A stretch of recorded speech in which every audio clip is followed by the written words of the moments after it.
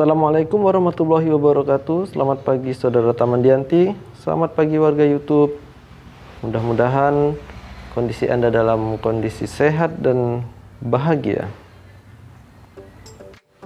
Pagi ini saya ingin mengajak saudara mengikuti pertumbuhan pohon jambu air yang dulu asal bibitnya itu dibeli secara online dari Jawa Tengah.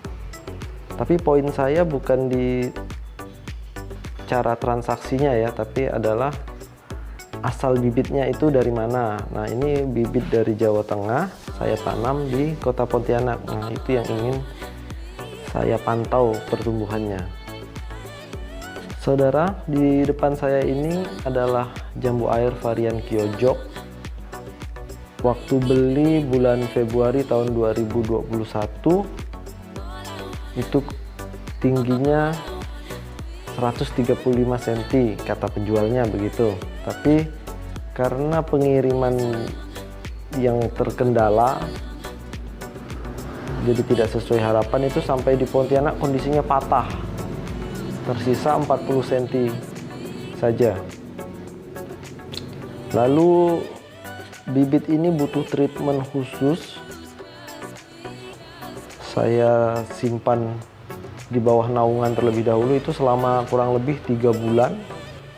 Ketika daunnya sudah mulai tumbuh bagus, mulai nampak rimbun, lalu saya pindahkan ke tempat terbuka, langsung di bawah sinar matahari.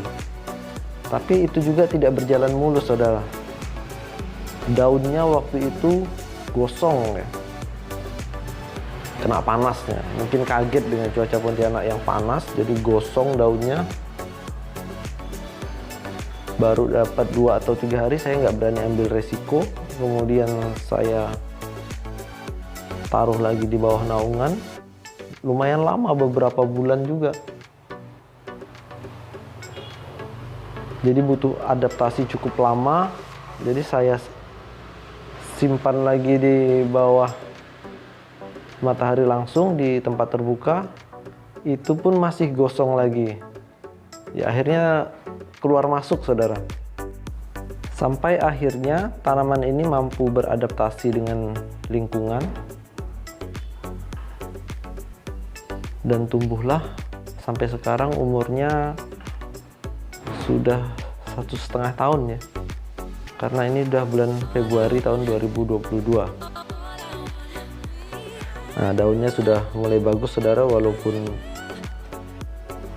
tunas atau daun baru, tapi dia nggak gosong lagi kalau sekarang. Proses adaptasi yang begitu lama tentunya membuat tanaman ini menjadi tumbuh tidak maksimal, saudara.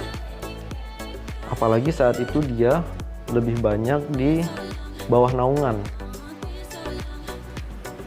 jadi tidak kena sinar matahari langsung, jadi pertumbuhannya itu bisa dibilang lambat lah, saudara. Di umur yang 1,5 tahun ini tadi saya sudah ukur tinggi pohon ini sekarang 1,5 meter. Itu dari bibit yang waktu ditanam hanya 40 cm. Sebagai pembanding, saya ingin mengajak saudara mengikuti perkembangan pohon jambu di sebelahnya. Ini pohon jambu madu Delhi hijau, hasil pembibitan sendiri. Sejak tanam usianya sudah 1 tahun, jadi setengah bulan di belakang jambu Kyojok yang tadi, saudara. Di usia 1 tahun ini, jambu madu Delhi kita tingginya 140 cm, 10 cm lebih rendah ya, saudara, dibanding jambu Kyojok tadi. Nah, tapi ini pertumbuhannya tidak mengalami drama kayak jambu Kyojok tadi, saudara. Jadi nggak ada cerita dia daunnya harus gosong dulu, nggak ada ceritanya dia harus butuh waktu adaptasi lama. sejak tanam itu paling di bawah naungan hanya 1 mingguan lah. Itu pun naungannya hanya di bawah pohon yang lebih besar. Beda dengan jambu kyojok tadi, naungannya cukup ekstra saudara, saya simpan di bawah paranet.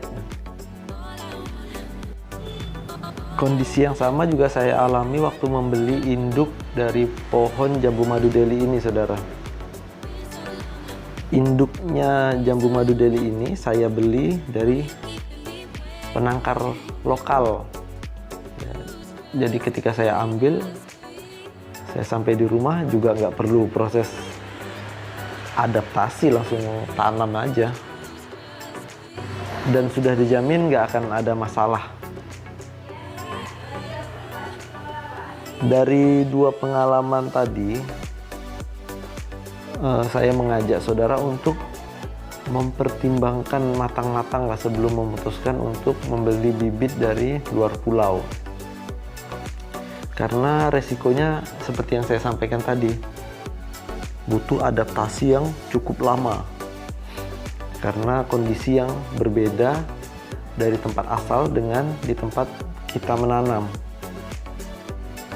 Biasanya ada 2 alasan mengapa seorang penghobi harus membeli bibit ke penangkar yang jauh dari tempat tinggalnya. Yang pertama,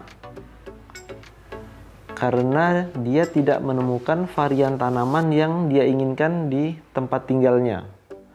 Nah, kalau saudara pakai alasan yang pertama ini, ya memang mau tidak mau harus siap dengan resiko yang pertama tadi saudara. Harus siap dengan resiko seperti yang saya alami, daunnya gosong terlebih dahulu, pertumbuhannya menjadi lebih lama. Nah, itu resikonya saudara. Alasan yang kedua adalah soal harga.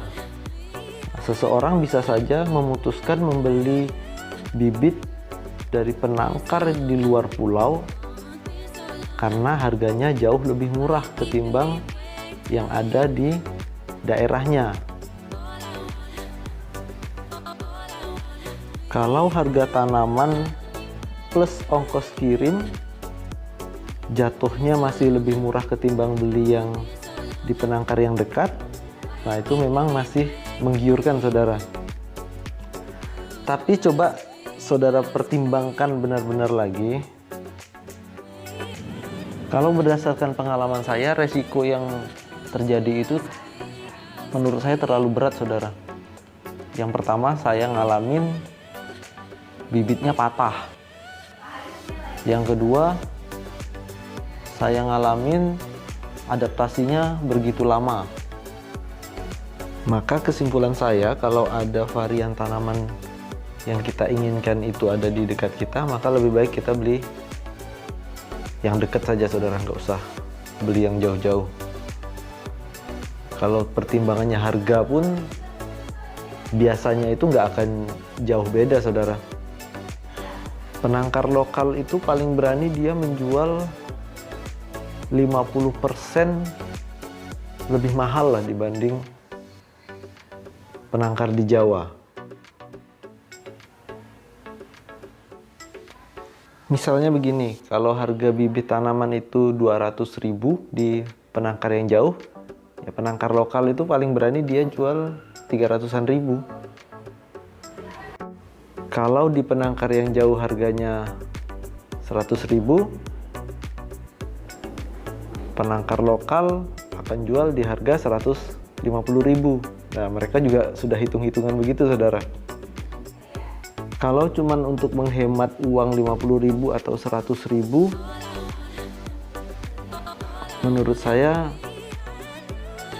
risiko yang dihadapi itu terlalu berat saudara. Kalau saya tetap lebih memilih membeli di penangkar lokal ya. Ini hitung-hitungan untuk skala hobi ya saudara. Kalau untuk kebun yang luas, tentunya penghematannya juga akan lebih besar dan itu pasti jadi pertimbangan saudara. Tapi kalau skala hobi, saya pikir lebih baiklah kita beli di penangkar lokal saja. Pesan saya yang juga sangat penting saudara adalah pastikan bahwa bibit yang kita beli itu valid. Nah, itu sangat penting. Karena kalau tidak valid kita sudah tanam bertahun-tahun, itu resikonya bukan lagi saudara. Sudah jatuh, tertimpa tangga, tertimpa tanah, tertimpa banyak saudara.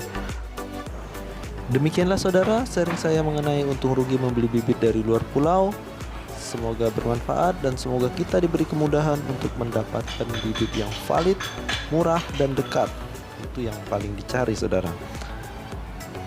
Sampai jumpa di video berikutnya. Salam hijau dari Kota Pontianak dan jangan lupa cepat tanam, cepat panen. Assalamualaikum warahmatullahi wabarakatuh.